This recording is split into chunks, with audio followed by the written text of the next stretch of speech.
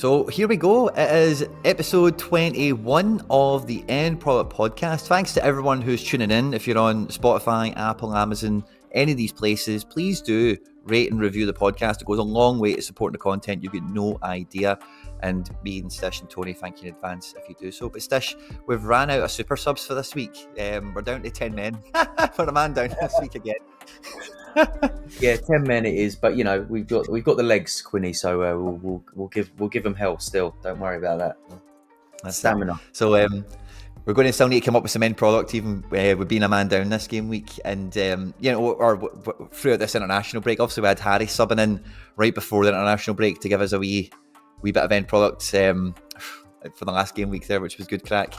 I managed to come out the last game week with a Rafael Guerrero rare card. Was that the last weekend? Yeah, it was.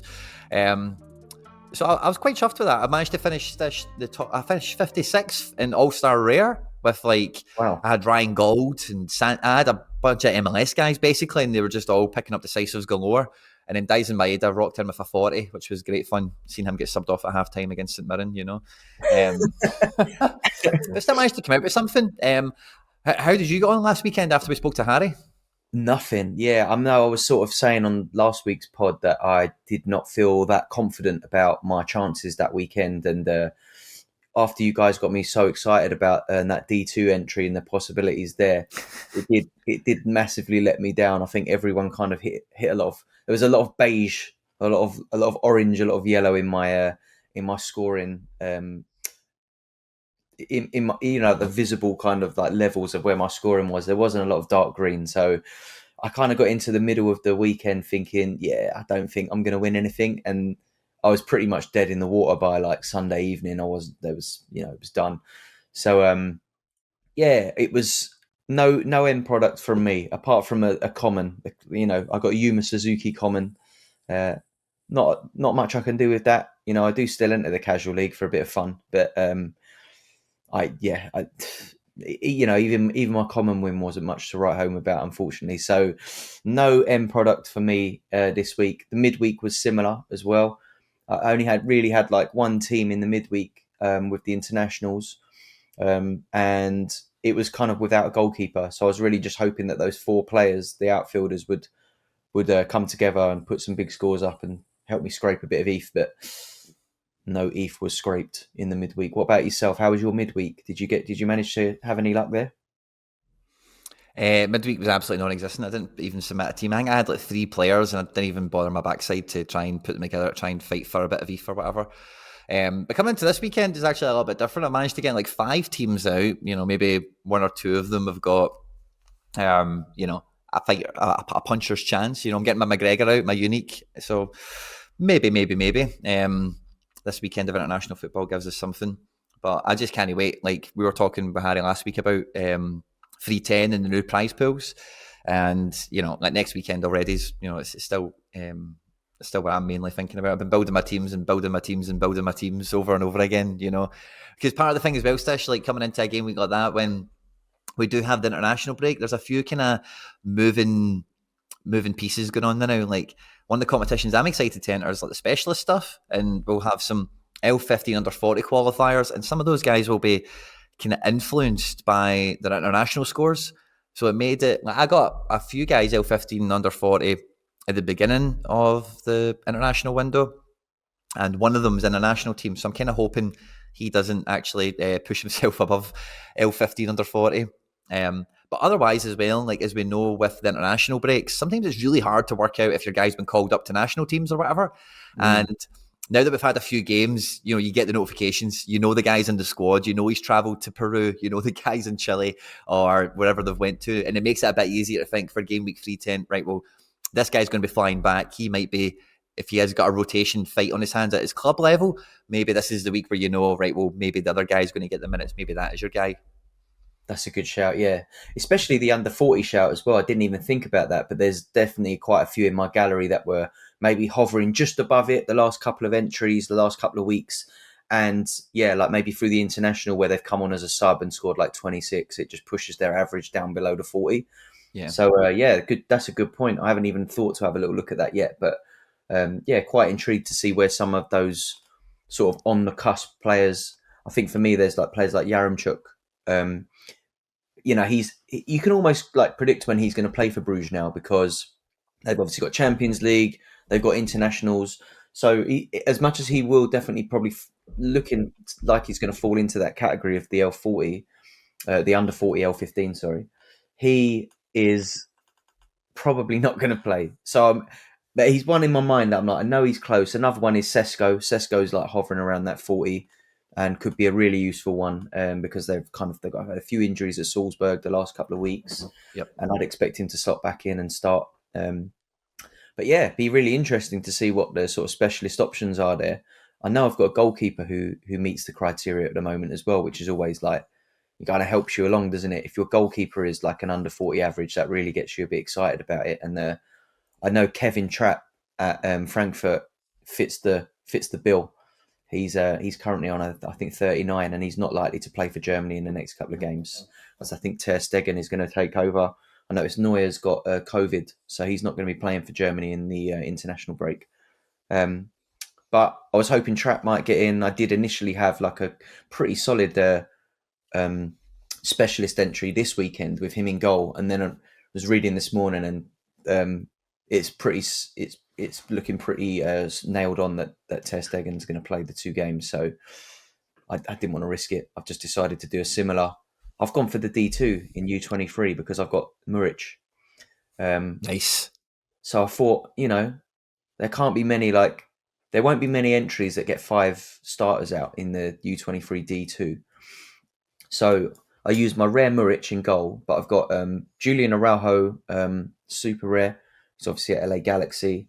I've got my Dylan Levitt unique. So it really rests on him playing for Wales. If Levitt plays for Wales, I think the rest of them should all play. So if he plays and he scores, like maybe if he can put up like a 50 or something like that with that bonus, I think I should be close. There's not many entries in that division, and I think they're only paying out about 6 cards. But I've managed to squeeze my way into the rewards on game weeks like this before, just not necessarily on an international one. But I decided to like focus on the players that weren't on international. So like Facundo Colidio, who's playing at Tigra, Julian Araujo, and Thomas Castro Ponte, who is on loan at Godoy Cruz from River Plate.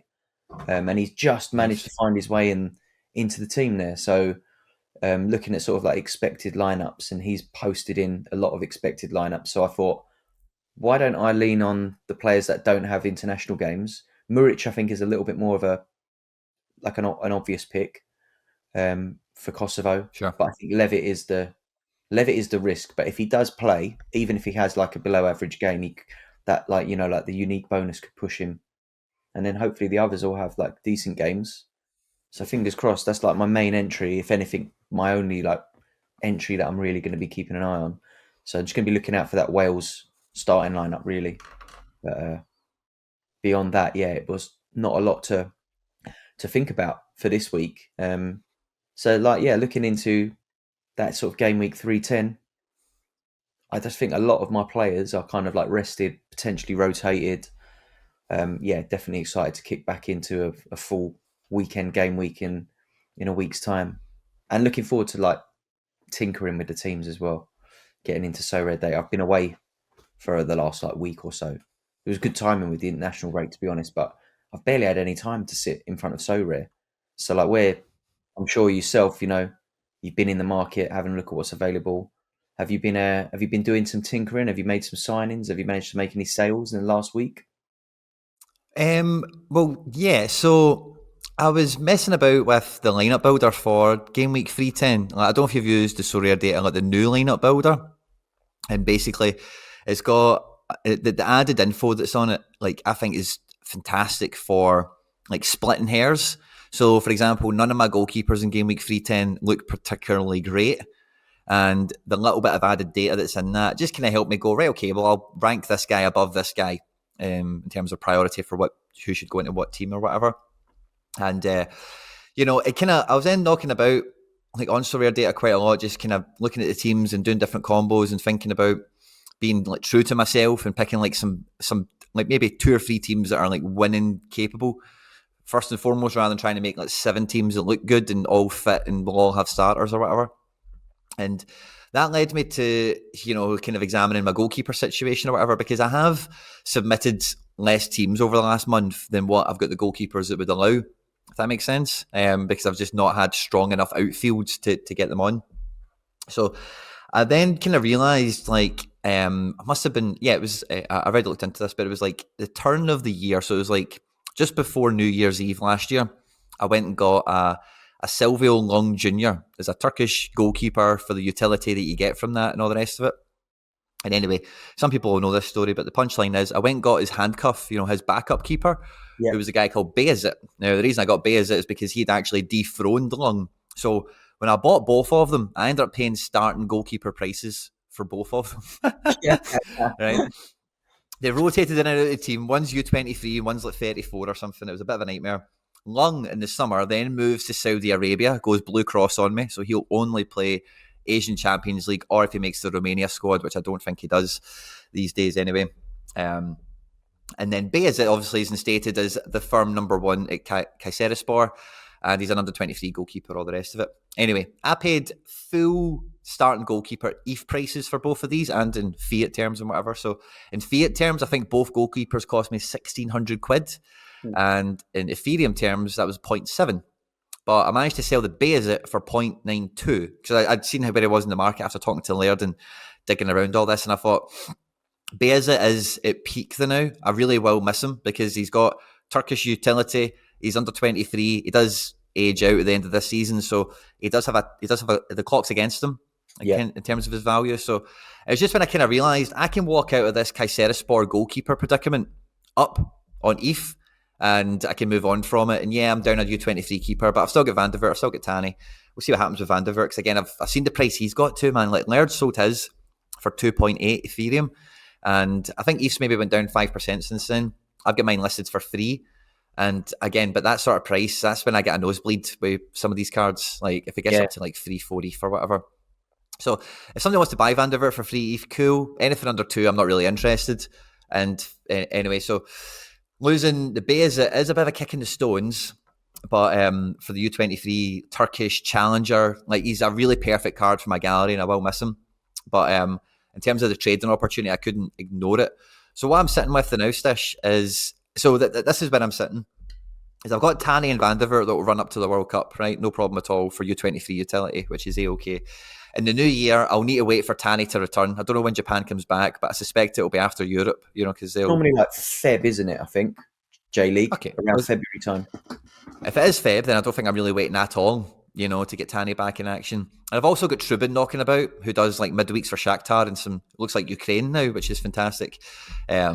So yeah, even though like he has a great card, like I think I've got enough pieces that can maybe cover that. And what I'm thinking about doing with the proceeds is one of 2 things, really. The first thought I had was to go in basically with the 0.7 that I've released from Bayezid is try and replicate that Kayserispor situation again, but rather than paying starting goalkeeper prices for a handcuff, try and get a starter and a number 2, maybe for around 0.7-ish or something. That starter's probably 0.5, 0.4, and then a backup hopefully for about 0.1, 0.2. And then hopefully at some point throughout the season, you get that kind of symbiosis of maybe one of them moves on and then you end up with 2 number 1s.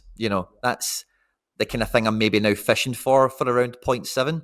The other thing I'm thinking about doing is for around under 0.3 anyway, is try and get a backup U23 goalkeeper who might get a cheeky loan in January or might get a move, period, So they're the 2 camps I'm in, because goalkeepers are great market fodder and they're always great for any account. If you do need some money for any reason, to buy a better card, to withdraw, to do anything, goalkeepers are always fantastic cards to sell when they're in a good spot. And they are hard things to sell in a good spot. And it makes it a bit easier if the plan from the beginning was to sell them when they get high, rather like Van der Vaart. I was never planning on selling him, but he gets to this price and then I have to consider it. But if I was to get somebody else and it's like, oh, this guy's now an ETH all of a sudden, then cool, I can sell him quite easily because that was the intention. Yeah, I like that. I found myself, I think when the news broke a while back about needing a goalkeeper for All-Star, I found myself looking at a lot of goalkeepers that I thought offered some kind of like trading value, like buy now, sell later. Sure.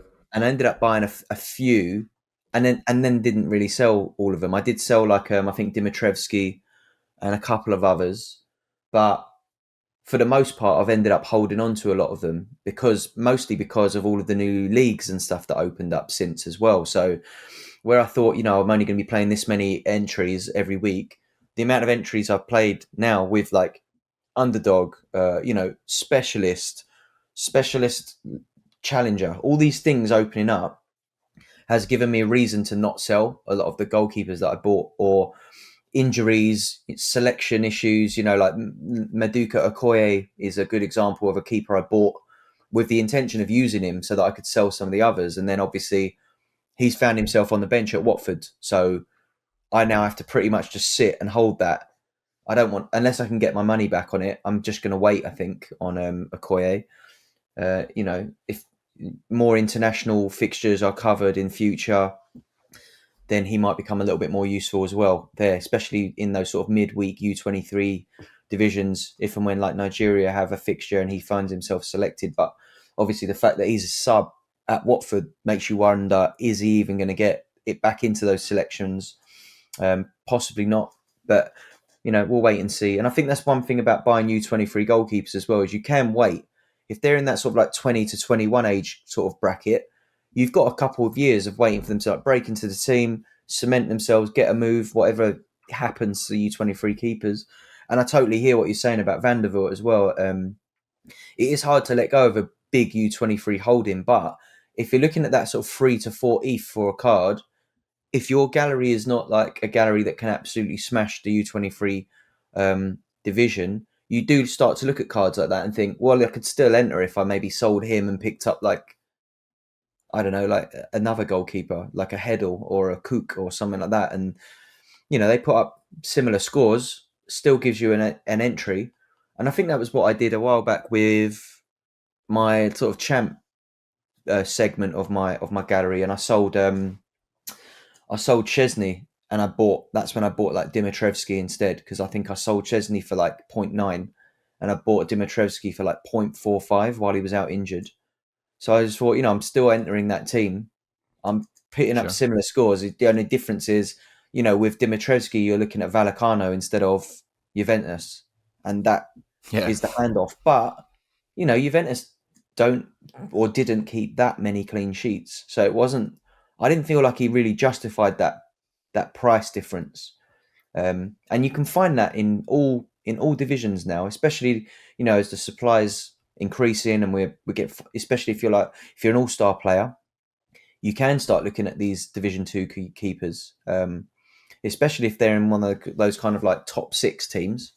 And there's, I don't think the goalkeeper prices have been that impacted by the new supply of like Division 2, whereas some of the outfield players, I feel like maybe some of the prices are starting to water down a little bit, where the supply is massive and you can pick up a defender or a midfielder with a higher average for less money, if you look down a division or something like that. But the goalkeepers, especially if they're U23, that they're still expensive. Doesn't matter what division they're playing in, because you can play a U23 goalkeeper from any division.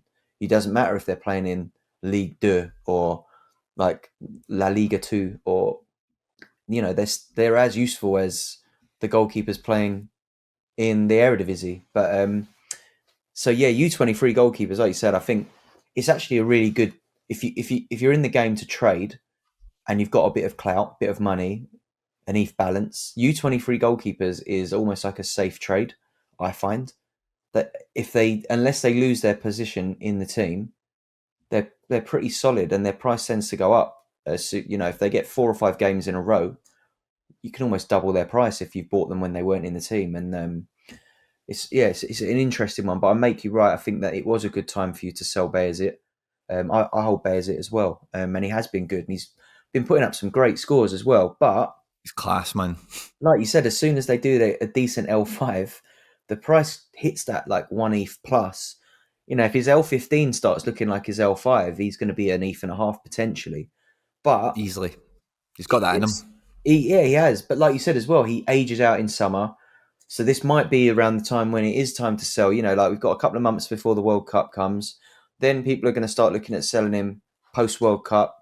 So I think you've sold him at a good time. If you're like trying to sell at the peak, I think It has maybe sold for anything 9.8 and 0.98 and stuff, so my sale isn't like I'm pushing the market up or anything. I listed mine for anything. I thought I got two offers. I got two offers for 0.9 quite quickly. And I yeah. looked at for what it was selling for, and I was like, nah, man, I'll accept the next bid that's like over 0.9, it's not 0.901. Yeah. And the first one that came in, it was 0.92. I was like, cool, give me it. I'll take that. You've got a deal, I've got a deal. That's the way I was, yeah, I'm always happier thinking that. Because again, like I do think there's still some on the table for Bayes. If that L15, like you said, gets in anywhere near that L5, then he pushes 1.5, 1.8, for a month or so quite easily. Could possibly, yeah. I think if he does get to that, I'd have to consider getting rid of mine as well, because I do have quite a few challenger U23 sort of pivot options in that goalkeeper position. Yep. I've got Kook, I've got Van der Voort, I've got Etienne Green, who it'll be interesting to see what happens with him. We've spoken about him loads on the podcast, but yeah, Bayezid is definitely one of my more useful ones at the moment. But I age out Kook, I age out Muric and Bayezid this summer, I think. So I need to consider. That's the thing with the Van der Voort one for me, is As we're like, talking about this, I'm looking at Tanny, and I'm thinking, man, why don't I just go get another Tanny? I mean, Two Tannys are better than one. The one thing about Tanny is the situation with Gamba, who are his parent club. Obviously, he's on loan at Shonan, and he's great there. He's nailed on. He travels with the international team quite a bit now. He's solid at the U21 level for Japan, and he's a starting goalkeeper. But unless Gamba are ready to like give him the number one shirt, what happens of him next season? I think Higashiguchi has not been fantastic this season. He's aging now. He's suffered. He's aging out of life. Yeah, he's aging out. Even by J League standards, he's starting to look like an old goalkeeper, right? But I do wonder. Like, you almost want. I think if Tanny nails on the number one shirt at Gamba, his price actually goes up, because Gamba should. I mean, they're having an awful season, but they should be better than Shonan. Maybe not the case this season, but you think if he goes back to Gamba, he should be their number one next season. And if he is, I think his price goes up, because Gamba will need to do better next season. But if not, if he gets another loan at Shonan, he's done pretty well there. He's put up some decent scores. And he's still. So I think that's what happened this summer, is that he wanted to go back to Gamba and they couldn't guarantee him, and he said, no, I'm getting guaranteed minutes somewhere. Like, I'm Kosai Tani, and that's like 3 seasons he's been at Shonan, and they are like a rubbish team, Yeah. And he is like quite clearly like the best goalkeeper Japan have maybe produced like over the last like however long. I don't remember them having a great goalkeeper, and this guy's like stats and profile is like super impressive. Like you said, he was part of that Olympic squad, the under-23s who went to the semi-finals like last summer. Yeah. So he's very firmly like their top goalkeeper prospect. I know Asako's knocking around, and maybe another one or two with Suzuki or whatever, but Tanny's the man, So I don't think if Gamba keep him, I think maybe Belgium's where he goes, and if he is going to Belgium again, he's not shy. He'll be telling people, if you sign me, you're playing me. I think that's his Could see mantra. Him at Sint-Truiden maybe. They got Schmidt there at the moment. Yeah, they tend to bring a lot of talent over from the J League, and Union, they've had some good success bringing players over from the J League. So yeah, it's not a bad shout. Didn't even really think about that, but if he wants minutes and he's offered them in Europe, I think he'll be off. I'd be really interested to see. Even if he went somewhere dodgy like Bundesliga 2, it's still covered. Yeah, exactly. I mean, it'd be interesting to see. I'd imagine he does travel with the World Cup squad as well, and he must be. He's one of 4 goalkeepers in the squad now.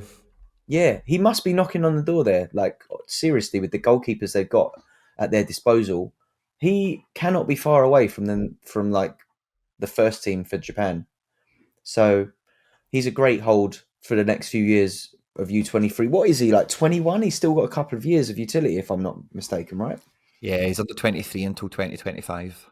No, I mean, that is a solid hold. And I was looking at his price recently. I don't know what it is right now, but the last time I looked, I was surprised at the price he was going for. It was lower than I expected. And you do Yeah, often the see floor is him pop point up in eight. those.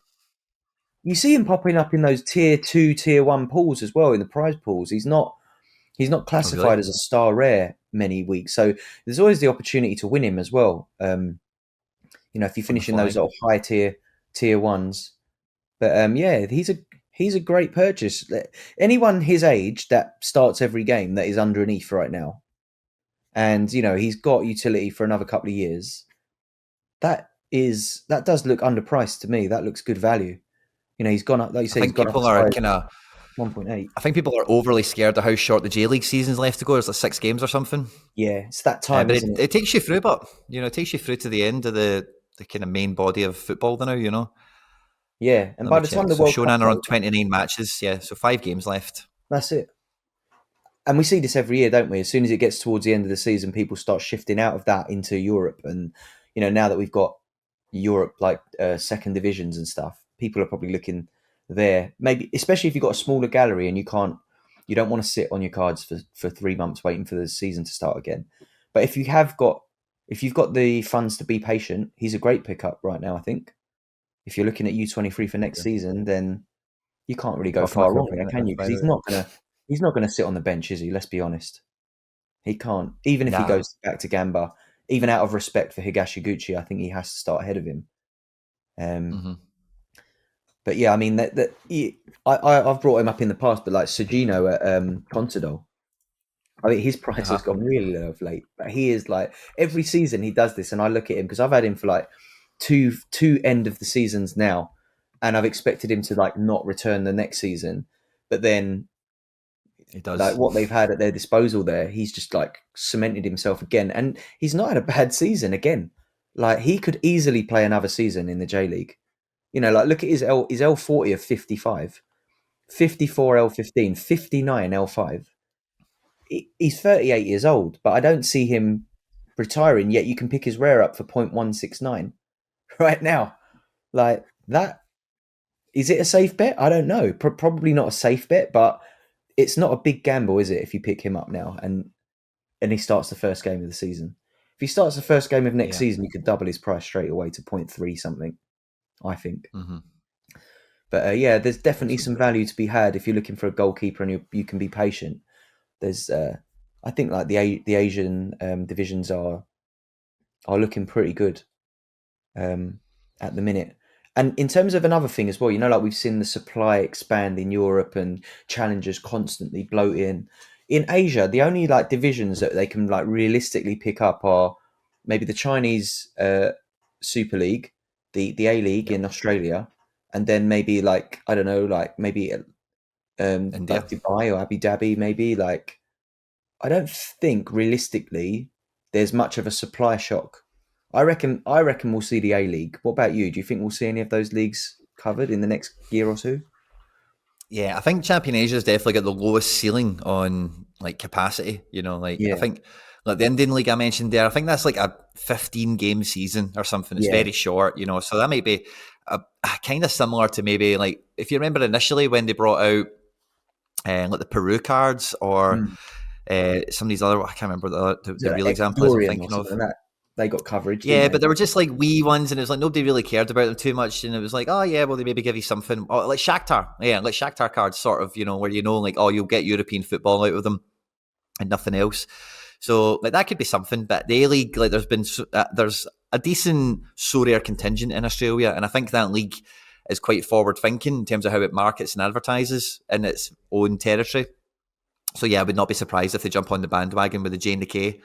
And then it'll be J, A, and K, but Jack with the Jack region. Yeah, And we get China on for the C. There we go. Then it's yeah. proper Jack. Jack, the big The Jack. Jack Yeah, region. I've got a couple of Chinese cards actually. I put them in my weekend. I got Romulo and Kim Min Woo, who both play for Chengdu. And they've been Nice. putting up some great scores. They've been really useful cards for me to just have a nice bit of differential. Like Romulo's put up a couple of like 90 plus scores, I think. Um, Hmm. the only thing I will say about that region or that the Chinese league is, barring a couple of Chinese Sorare Twitter accounts, there's not a great deal of information that you can find on the Oh, teams, it's a and nightmare, man. it makes things very difficult if you're trying to use them in like an important lineup, because like if you knew that they were going to play, you'd probably They're fine. they'd be almost first names on the team sheet for a bit of differential, but also their ability to score 60 plus in a game. However, if you can't have any idea if they're going to play, it's just really impossible to use them in like decent, like important lineups. So I find that I tend to use mine in like my challengers, my specialist lineups, just for the differential, but also if they do fall into any of those sort of underscoring categories, they're massive on differential. But yeah, I've enjoyed watching a lot of Asian football as well. I think that one of the sort of main takeaways from my Sorare journey is how much Asian football I watch now. I never would have in a million years thought I'd be up spending my Wednesday mornings watching like FC Seoul or Daegu, or not knowing who the players were. But we was talking before, like last weekend, I spent some time in Paris at the Nike FC Summit, and I met people who were over from Korea and Japan, and they were amazed that I could have conversations with them about Cecilia and players. They were like, "You're the only person here who knows about Cecilia," and that was true. It was like, in a room full of like football professionals, football nerds. I'm one of the few people in the room who could talk to you about the K League, and it just goes to show like the power of Sorare to like open you up to football on a level you would never have. I would never have imagined possible unless you were like a keen gambler who like follows the stats and needs to put a bet on something at 8 o'clock in the morning on a Saturday. I'm Yeah. sure they're out So it there. was good fun then. It was great. It was amazing. Like I felt I was trying to figure out like how I could justify myself being there to people, because there's some of the people in there that like did some incredible work. Like the ladies who work with the hijabus, who like designed like the sports kind of version of the hijab for women playing sport. Cool. That like meeting people like that, people who sort of like run the only women's leagues in some of the countries where like women are oppressed, and there was a lot of people in different sectors of the game. People from like USA Soccer were there. There was like I met Serena Wiegman, who managed the Lionesses. Met Yeah. Richarlison. He came and did a talk. Wait. So yeah, it was absolutely amazing meeting people from all over the world who work in various different aspects of the game. So I'm coming into this, I'm like, well, what am I doing here? I'm like a DJ who just likes it. And the kind of like the brochure that was given to everyone about like the attendees, there was like 46 of us from around the world. And I think that my kind of inclusion was like my link to culture through music and my like, passion of football. And there was a mention of like my involvement with Sorare and stuff like that. So like people were talking to me about Sorare, Nice. and I found myself just going off on one about it, like the benefits of it. Trying, like try not to like dwell too much on like the trading side of it, and more about like what it is as a game. And Sure. I think I've got a couple of people signed up, so we'll see if I get my my limited card in a few weeks, if they do end up like getting in the market. But yeah, it was amazing. One thing I will say is like like we in this sort of Sorare community, in this bubble, and every little drama or thing like just gets blown out of massive proportion. Like, oh, this is going to ruin it. Everyone's laughing at us from outside. Like we're a joke to the football community, whatever. Do you know what? Like outside of our own little bubble, this is still super new. Like I don't think I spoke to anyone on the weekend that knew what Sorare was. And these are people who work in the football industry. They, live, eat, breathe, sleep football. And everyone I spoke to was like, "Oh, I think I've heard about that." And then when I spoke to them more about it, they were like, "Oh, that sounds kind of interesting. That's not what I thought it was." And it just makes you realize how we are still early. There is a lot of mainstream adoption still to come. And yeah, I mean, to touch on that as well, a lot of people always put a lot of pressure on, oh, when the Prem comes and that. And obviously this week we've had the announcement of Liverpool back on the platform, Yep. and I'm sure there's a lot of excitement there. What was your take on that, Quinny? Because I know you've had like your kind of theories on how the Prem may or may not land. Yeah, well, I was definitely surprised that it was just Liverpool because, like I'd been quite vocal in saying before, I was firmly in the camp of it was an everything or nothing situation. But I missed this until I was chatting to Laird and some other people later on in the day. But Nicholas did a tweet quite soon afterwards saying just getting started or I something to that saw kind of that. tune. That was that So, rung bells in my head. so I'm I now thought, starting to think maybe we get another 2 or 3 Prem clubs. Maybe that's a situation where maybe like the league deal couldn't be done or something. Maybe there was, because again, like they were doing, this is only something that's occurred to me as we're speaking. They were doing the auctions for the NFT rights or whatever in like spring. yeah, So obviously in that situation as well, like the Premier League, the way it works, as far as I understand it, is the 20 chairmen get together on these things and they tend to like vote on stuff and approve and decline things and whatever. So like if they were voting last year and 3 clubs have changed, I don't know how that really works, because there is always 3 clubs that are going to change. So I don't know if maybe there's something a bit icky and then there's obviously competitors involved in the bidding. So who knows? But I've got a feeling because the thing that stopped Sorare before getting more than one was this whole NFT of Panini, I beg your pardon. I've got yeah, the exclusivity, the full league. But the fact that the Premier League have auctioned off the rights as a separate entity, maybe that has set a precedent that exclusivity deal that Panini hold isn't in conflict with anything that's NFT related. yeah. So maybe that is kind of maybe swung. Maybe that I don't know. I'm making all this up in my head, right? But maybe things didn't go to plan or whatever. It was too expensive, or a deal couldn't get worked out for all parties. But maybe that's the route they've went down. They've went, do you know what? Bugger it. We'll just go for them one at a time now. Because what we're seeing with Serie A is they say, oh, we've got the full Serie A, and then we get the full Serie A, and then we've signed an exclusive deal with Napoli. We've signed an exclusive deal with Juve, and then there's Right. like league deals, and so I don't know the differences to them as a company, but there is obviously a difference, because why would you sign Serie A and then sign Juventus again? So there's obviously an extra level that the club negotiations may offer, and Yeah, maybe for the Prem, it's better to be in bed with the clubs than with the league. got you.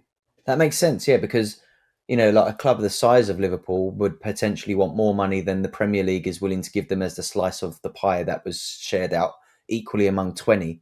They might turn around and Yeah, be like, maybe. if we're worth more than that, we want more money. Yeah, And then Sarah goes, well, maybe. we can offer you this much instead if we deal direct. And then go back to the Prem and be like, we can only deal with 19 clubs, therefore our offer is this. We've had to pay Liverpool more.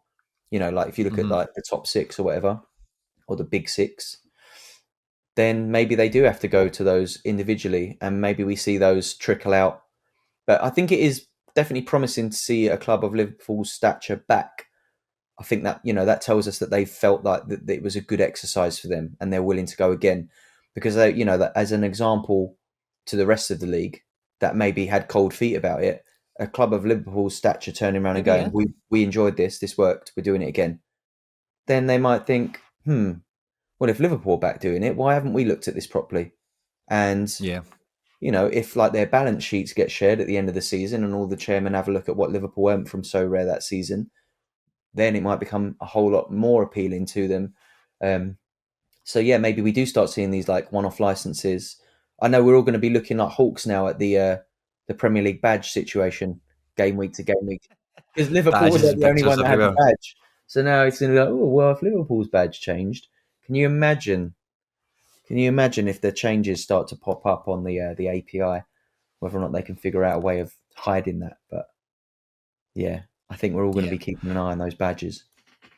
Because I was saying as well, like, let's say that is the route to go down. We've got Liverpool. Then let's say over the next month they do Chelsea, Man United, Man City, Arsenal, or maybe not Arsenal because there's something else. You understand. But at that point, like, who really cares about the rest of the league? Really, like Yeah, in yeah, terms of like if you've got the big boys on, then that's kind of like mainly job done. And then yeah, it would be nice to have like Fulham and Everton and whatever. But if you've got the big 6, the big 4, the big 3, if you've got more than one basically, but a decent enough kind of count. Like I remember, and you remember before these league announcements where we just had like Real and Atleti. We didn't have Barca, we Yeah. we had Valencia, we didn't have Seville, we didn't have all this other stuff. So we've had leagues where we've had the biggest pieces in them, and then later on the rest has followed. So, and again, from that experience, if we get a couple more, then I think it'll be class. I don't know if you saw it, but a few weeks ago in one of the Discords I was in, someone shared a screenshot from that Ultimate Champions platform from their Discord, Sure. where they basically made an announcement about some talks they were having with championship clubs. They didn't get the licenses they were hoping for, but they're going to continue. And they actually said in their own announcement that you'll probably see some of these clubs pop up on Sorare.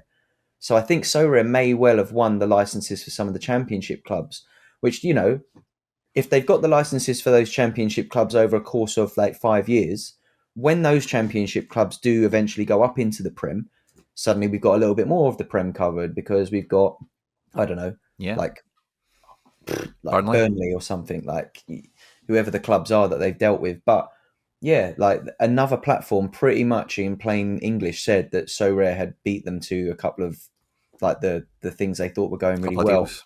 So we should expect to see, according to them, if their information's correct, Sorare has potentially won some contracts with championship clubs, which then could in turn end up being Prem clubs. So yeah, I think it's all about coverage, isn't it? And over the course of more and more seasons, players moving around, you're going to see more and more playable cards in the divisions, even if they're not, all picked up. But yeah, I think it sounds like there's stuff going on in the background. I'm sure there is. It seems like everyone's clamoring for licenses at the minute, doesn't it? I think Yeah. yeah, it's for me personally. I quite like the more coverage, the better, in my opinion. I know some people worry a lot about the supply, and I can kind of see their point on it. But in terms of the scale that this needs to grow to become mainstream, you can need those coverage, especially when we're talking about the rare capacity, 100 of each player. If there's a million people trying to play, 100 of each player is nothing, isn't it? The Yeah. limited division might start to pick back up to the sort of level that we'd seen previously, but I think that the limited is probably suffering a bit from the supply shock at the moment because there is so many cards to choose from, and obviously that all-star sort of we've seen the scores that people are putting up in these divisions now to win. But as long as Class in they, some ways. as long as that kind Harder of than others. improves the prize pools and all that, then I think it will be interesting. It will be interesting to see. But yeah, sign-ups and all that. Maybe the Prem is the kind of the ticking time bomb waiting to happen that will blow it into the next level. But I think The way I that think of it, because a lot of people think that the Prem coming on, like you say, it is going to be like this dawn. Like we'll wake up one morning, the Prem's yeah, here, and then everything's different. But I think of it more as it's imagine you bought FIFA and the Prem wasn't on it.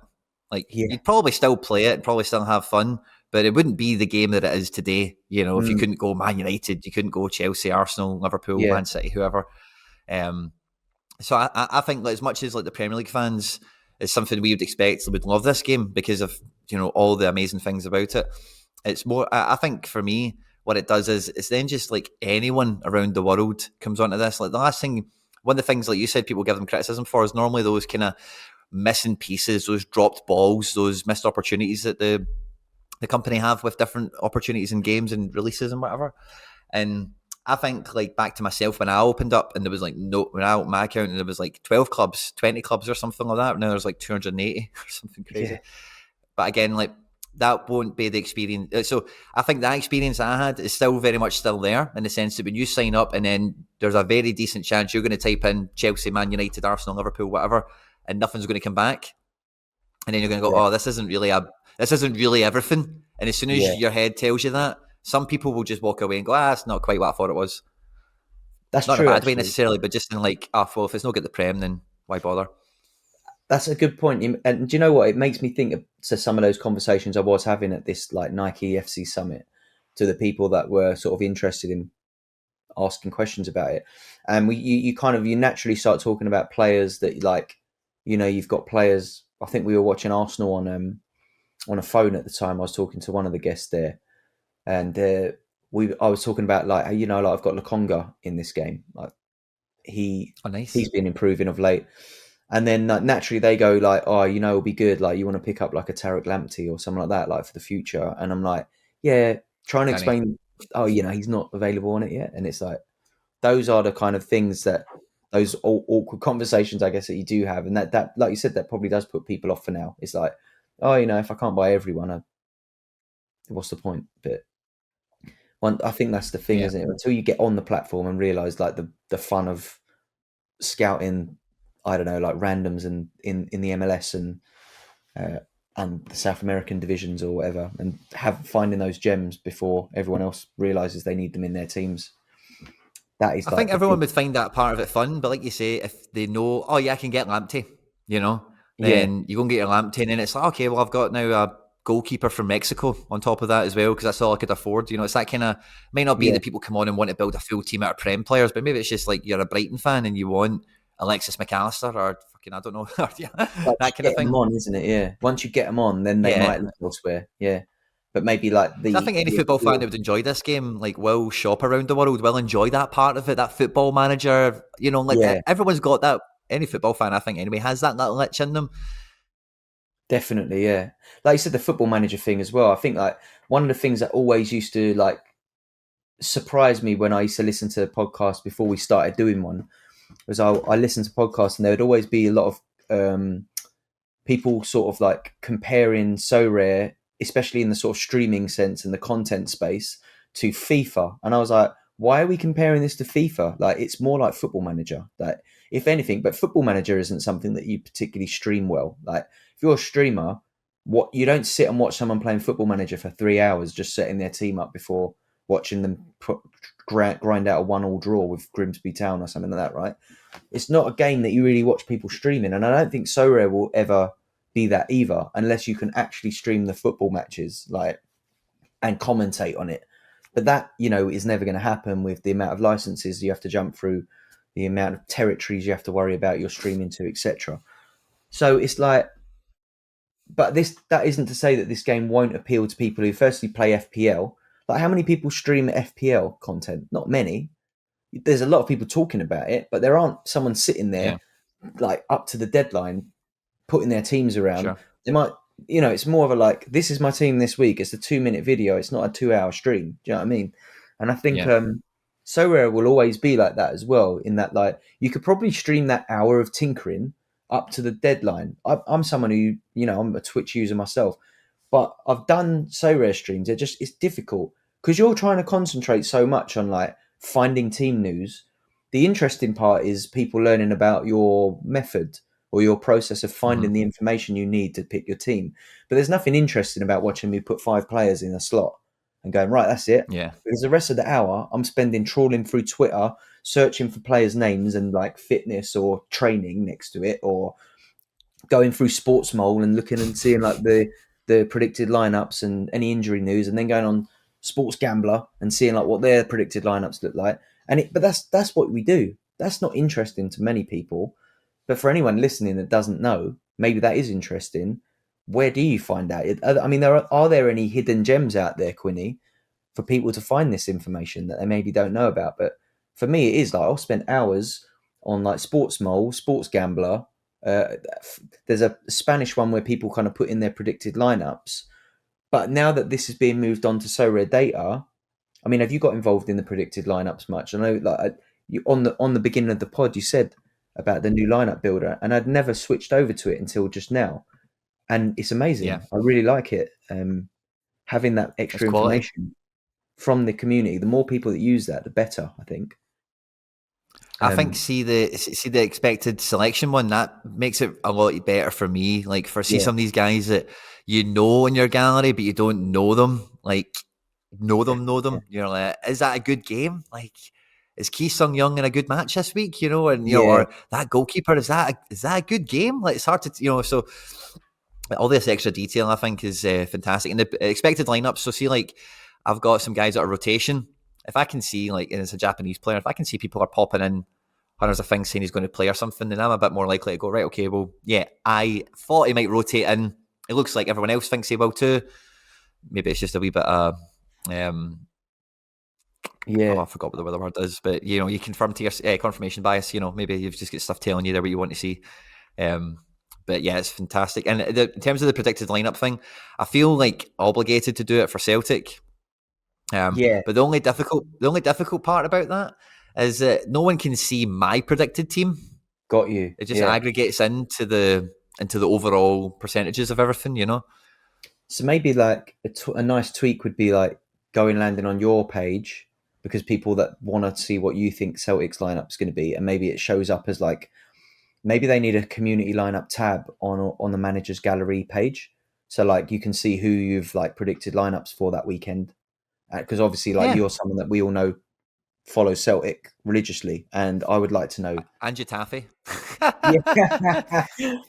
And I think that like if I was going to project a lineup, obviously Man United, um, but I feel like teams that I'll watch maybe or feel like I can predict lineups for. I think I watch Ajax enough, and I think they're quite an easy one usually. The only time, like the times that they're a little bit less like easy to predict, I find are like just after international breaks. But even after Europe, they're quite predictable.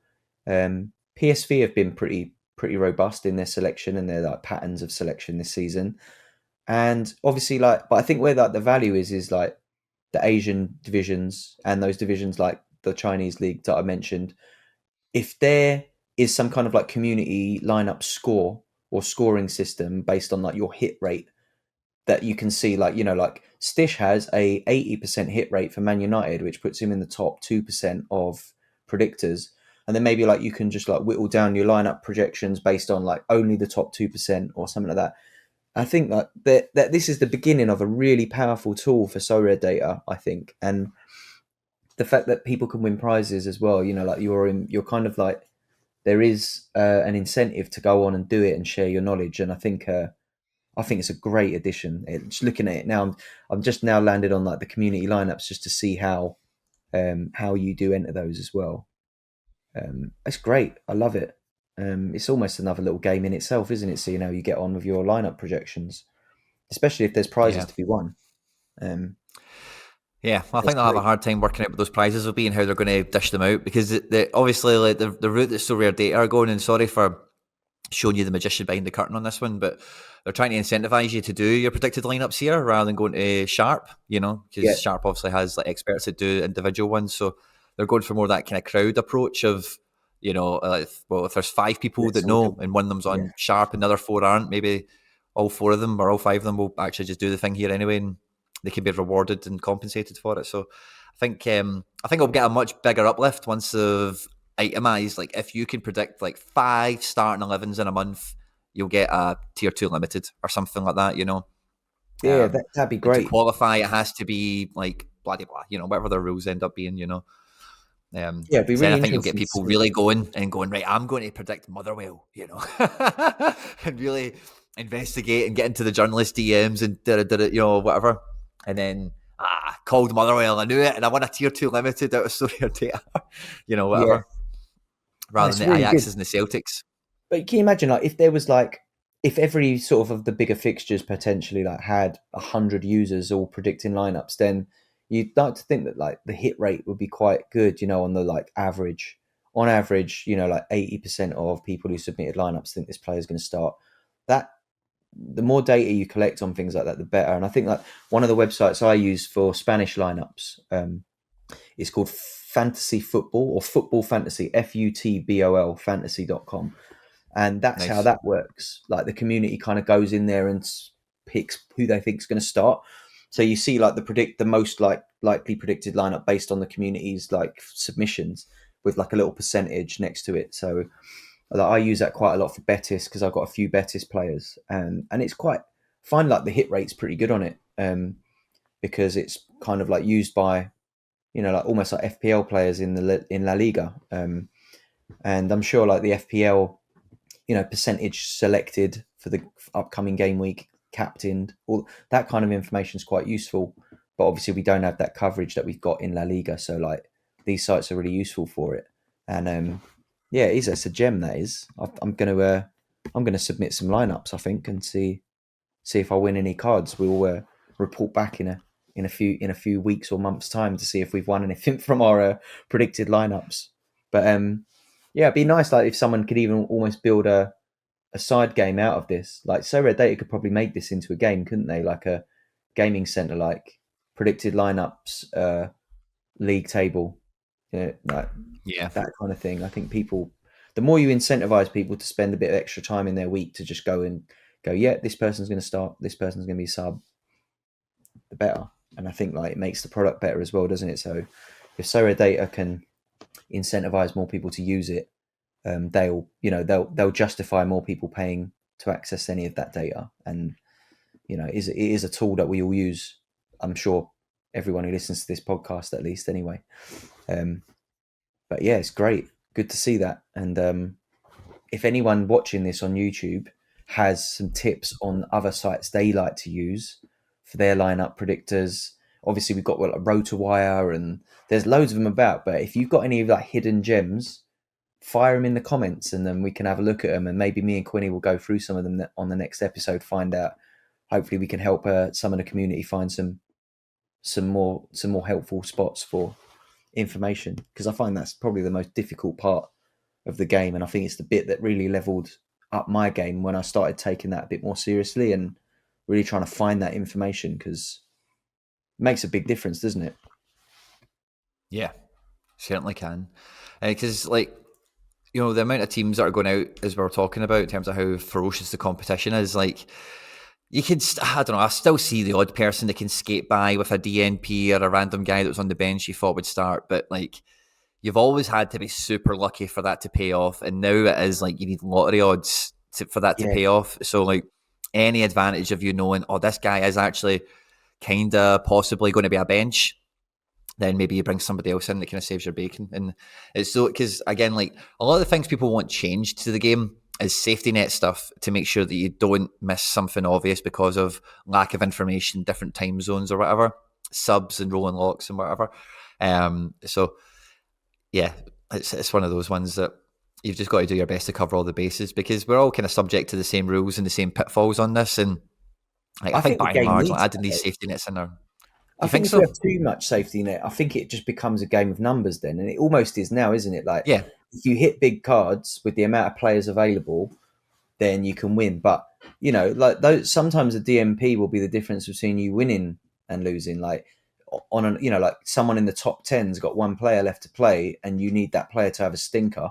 If that player gets a DMP, you are definitely laughing that week. Like, if when it doesn't happen to you and you're on the beneficial side of someone else's misfortune, that's the game, I think. And if we give everyone all this information and make it too easy for them, then the people who do spend all their week really trying to like hone in on the information and dig around and like translating websites from different countries and local newspapers and stuff like that, those people should be like rightfully beneficial to like the hard work they've put in. So I think that at the moment, the way that like we do have third party apps out there like Sharp and Data that do allow you to dig, but if you're too casual about this game, you just won't win. And I think that that's the way it should be. I think it's the way, like, I don't play FIFA. My son's got FIFA. I'm awful at it. But like, I don't expect to turn a FIFA on and be able to just beat someone 10-0, because this kid who sits indoors all day playing it, beating people 10-0, beats people 10-0 because they've invested their lot of time into it, whereas I haven't. And it should be the same with this game. Like, if you don't want to invest that much time in it, why should you expect to win? I think you need to, especially now, like saying with the supply, like those little bits of information that you can find or share or know where to find can be the difference between you winning a card and not. And especially like this week, I think with international, it's very hard to figure out who's going to play with, especially when it's like a friendly match or like, Nations League. In the World Cup, it might be a little bit easier to predict starting lineups. But now, people are they're still getting their debuts and players are injured, people are rested. Like, it's really hard to select these lineups. And it's why I've probably not put that much pressure on the next few game weeks. It's just like, hopefully I can scrape some ETH. If not, there's not a great deal of like information I can find on whether or not Kenneth Taylor is likely to start for the Netherlands, even though he came on as sub. But there's not enough info out there, is there? So things like this are like priceless, really, to Sorare players. Any information you can get on like the surefire starters, or bit of info from the coaches that might find its way onto the social media or something. But yeah, I'm with you all the way on how's that. your weekend looking anyway? Coming up to that hour mark now. God, it's flown by. Flown by. I know, absolutely ran away from us today, Stishy boy, considering an international break. Yeah. But yeah, so for the weekend, I managed to get 4 teams out. I think maybe 2 of them will do okay. I've got a D2 out, got Unique McGregor playing, Trippier against Italy, Enes Ünal for Turkey against Faroe Islands, made him captain, I hope he gets a hat-trick. Giacomakis away to Cyprus, and Trubins and goals, these are rare, the rest of them are supers or are unique. So there's like 13 prizes, 240 entrants, probably only like 40 entrants, I've got a full 5 or something. So, you never know, might get lucky. And I've got some limited teams, U23s, that maybe Abada plays, maybe Tonali plays, Muric limited. And then All-Star Limited is my L15 under 40 card. David Rom, the left back of Germany. When I bought him, he's L15 under 40. They're now for Leipzig because he's been pretty bad, but he's a pretty good centre back, really highly rated. I wanted one anyway. I thought I've got him quite cheap. But then I forgot after I bought him, shit, he might play for Germany. And if he plays for Germany, then maybe he does better than what he's done for Leipzig. So yeah. I'm kind of hoping he doesn't start any game, because then he's probably going to rock out with 25s and that'll be fine. But if he gets a start, then I'm kind of hoping he has a stinker. But I've got him in a team, so I'm really conflicted. So if he does well, you kind of written. If he pushes the L15 higher, then maybe it works out for me. Is the kind of play with that one. I like how you're kind of writing the game week off for yourself. Like, you don't actually want to have a good week so that you can use him in like your specialist for the 310. Yeah, I like that. Try and get a ticket. Stish, are you going to compete in the specialist Liga and Bundesliga? I don't know if I think like for 310 is this. I think I didn't even look at like what the kind of like situation there was, but I think I've got enough. I've got obviously like a Bundesliga goalkeeper, so I've got Trap L15 under 40. I got him for that exact reason. So I think I might have a good look at that, because I've got some good players. I've got Musiala, I've got Gvardiol. I've got Gvardiol's probably falls into that category as well, but he's been a bit limited. Are we talking? You've got limited to these guys, yeah? I've got rares of them actually. Is it? Oh, it's a limited. I think it's a limited comp. It's limited comp, mate. So yeah, I think I'm going to be short goalkeepers for those. I think most of my limited goalies are either Challenger or America, and I've got one Asia card. But most of my goalies. What I would say, Stish. Sorry, mate. What I was going to say on this is, like, obviously these competitions are ticket giveaways, but they're for a specific game week.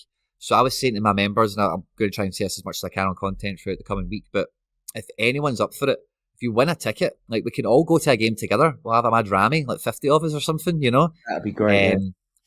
In Spain, let's still see for the game week where you can win the tickets, the best fixture is the Seville Derby. So imagine we could get like a bunch of us just fly in for the day or fly in for a night, Or in Germany, there's a few good fixtures. I think maybe one of the fixtures is Leverkusen Leipzig, which could be like 3 each, or one of those. That could be a great game. That'd be. So I'm going after both these ticket competitions pretty hard. I hope to win tickets, and I'm encouraging, if anyone is up for it, you can look at the game week, you can check out flights, you can organise things. If you've got the remnants of a team, you just need to fill in some pieces. Maybe you have a team, maybe you don't have a team, whatever. But if you're up for it, we can all win tickets, and if we all win tickets, I'm up. We can go and have a fucking party somewhere. Yeah. I'm just looking at it now. So like the Bundesliga ticket challenge and the La Liga ticket challenge. Do we know that is that going to be a limited specialist challenge then? Or I'm assuming so, but now that you're saying that, I do realise that I don't know that for a fact. I'm just having a look now. Specialist La Liga ticket challenge just says only La Liga players, and then the Bundesliga ticket challenge says only Bundesliga. So it might be across all scarcities. If it is, that's great. But just give everyone the base like 0% bonus. I think if that is the case, I'll target those. But if I need, but who knows? Like if I find, I'm pretty sure I don't have any La Liga or Bundesliga goalkeepers in the limited, but I do have Trap So if it does allow me to use a rare, I'll probably like look at entering that. I love the idea of winning a ticket. That'd be great fun. That'd be class, man. It's good as well because it is a dedicated game week that the ticket will be redeemed for. So like it's like when I won the tickets last time, it was kind of like, oh, tell us what games you fancy, and then we'll work out if we get tickets for them. Got you. So I like the fact that everyone, if you are up for it, I'm hoping to win a ticket. I've built 2 teams for it, and I've been watching a fair amount in La Liga and Bundesliga, so I actually fancy my chances. But again, we don't know how many tickets are paid out. It might be 20 in the division, then maybe I've not got a good chance. But I'm expecting it to be a waft, That's exciting. Yeah, man, we can have a party. That'd be great. Yeah, any excuse for a piss up. Yeah, man. Have to get your vlogging camera out again, Quinny, if you win. Oh, totally, man. That's what it'll be all about, man. We'll have a great time. So yeah, this is a kind of plea, if you like, or not a plea, but a call to action. If you're up for that, if all that sounds fun, I've built a team. You can go check out my gallery to see who I've got. I'll be doing content on it coming up anyway. But let's get in amongst it, Stish. Come and have a breakfast cocktail with Quinny. We need some end product tickets. That's what we need. We need some end product ticket cards. Yeah, we should. Because that's the cherry on top of the cake. Because if you do win a ticket card, it is a card. So imagine you got like ticket card version Vinicius or ticket card version Kimmich or something. That's a piece, man. That's a card. If you really bottle out and kill the division. I hope they have got ticket cards and it's not just the tickets. I mean, it will be ticket cards. I think it'd be mad not to. Eh? Well, they've got to do that, right? They've got to do that.